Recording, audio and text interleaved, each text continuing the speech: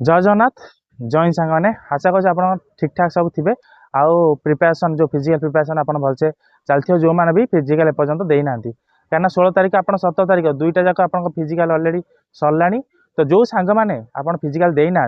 जो भाई मैंने आप फिजिकल देना जदि आप सांग मान किए भी रही जाए दे सारी आप फोन कर पचारे भाई फिजिकल केते रोच आप जानते ना फिफ्थ से बारिपदा फिफ्थ से बारिपदा आप जाते 260 पिला 260 पिला रु आपणकर क्वालिफाई कर 15 तारीख दिन मात्र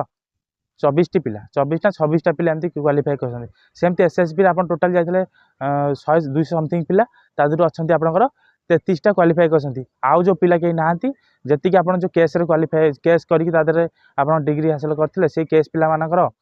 केवल नोटिस आसला फिजिकल केवे हम से केवल फिजिकल देवे ना टोटाली 33 पिला आप क्वालिफाई करके अच्छा एसएसबी आप 9th एरिया से जी आप कर मात्र जो आड़े बाटालियन भी आपंकर जो जो 16टा बाटालियन अच्छी एसएस हो एसएसबी हो आपण आईआरबी हो संगे ओएसबी भी हो जो 16टा बाटालियन आप भारत 2080 पोस्ट 2080 पोस्ट भी वैकेंसी आपंकर फिलअप हम कि ना से भी डाउट से वैकेंसी भी आप फिलअप हेनी कारण आपड़ जी पोस्ट बाहर जो एरिया जो आईआरबी हो कि ओएसपी हो जो डिवाइड होकर बाहर से पोस्ट रे पिला भी फिलअप हेबे नहीं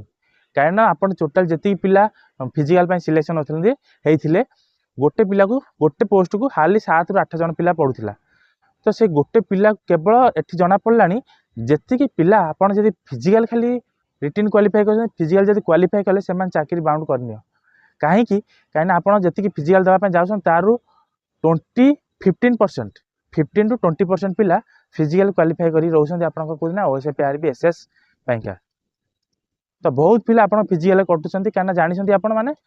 जे फिजिकल कटिले भी आप डिस्क्वालिफाई खाली रिटिन 80-85 रखिए भी पिला फिजिकल ये क्वालिफाई कर पारना जो 50 पिला करथिबा पिला से फिजिकल आप क्वालिफाई कर तो 85 रखिकी भी आप क्वालिफाई कर पारना मैंने आप डिस्क्वालिफाई जेहतु फिजिकल कर पारना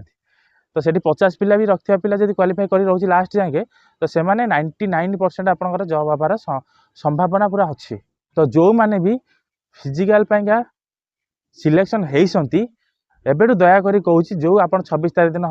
जाए अच्छी आप फिजिकल जो भी हो जो आईआरबी रो जो एसएफबी रो जो एसएस रो कि एसएसबी रो तो आप फुली प्रिपेरेसन सहित जातु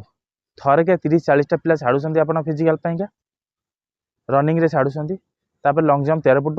ता सहित 4.5 आ जो मानकर एबे भी कहूँ समय अच्छी जार भी अच्छा 4-5 दिन भितर जब 4-2 आप अटेंड कर पारछंती सीजर रे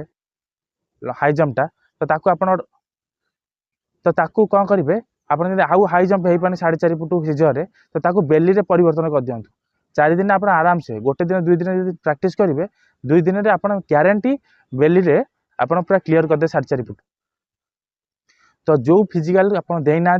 फुली प्रिपेरेसन सहित जातु